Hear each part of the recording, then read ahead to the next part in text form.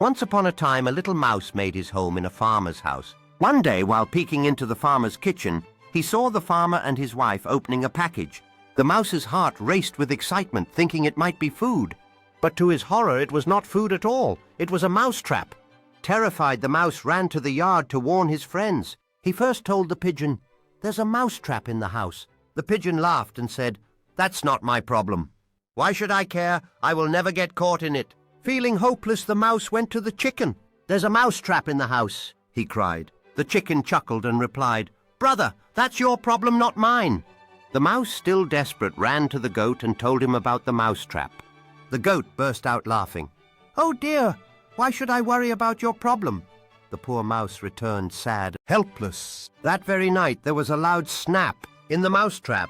But it wasn't the mouse. It was a poisonous snake that had been caught by the tail. In the darkness, the farmer's wife reached for the trap, thinking the mouse was inside.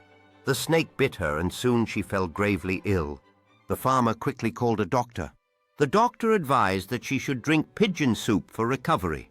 And so the poor pigeon was cooked. When relatives and neighbors heard of her sickness, they came to visit in large numbers. To feed the guests, the farmer slaughtered the chicken. A few days later, the farmer's wife died. For the funeral and the large gathering, the farmer had no choice but to slaughter the goat. And the mouse! He watched everything from afar, broken-hearted, knowing no one had listened when he tried to warn them.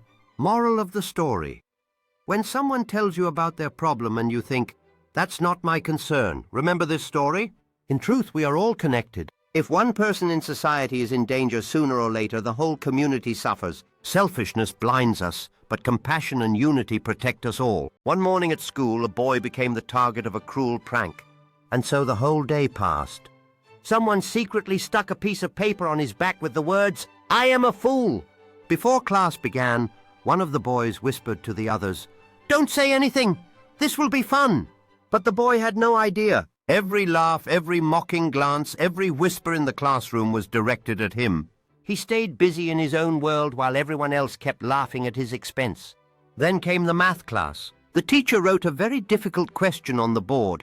The room fell silent. Nobody raised their hand, except that boy.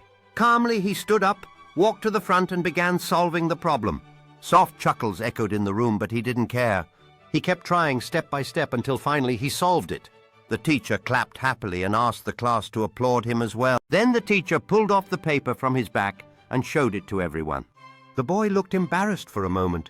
The teacher turned to the class and said, "Throughout life, people will try to put negative labels on you. Ignore them. Believe in yourself. That is the key to success." Then he added, "None of you warned him about the paper." This teaches us something important.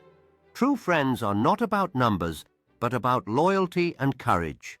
Moral of the story: don't let the labels others put on you define your worth.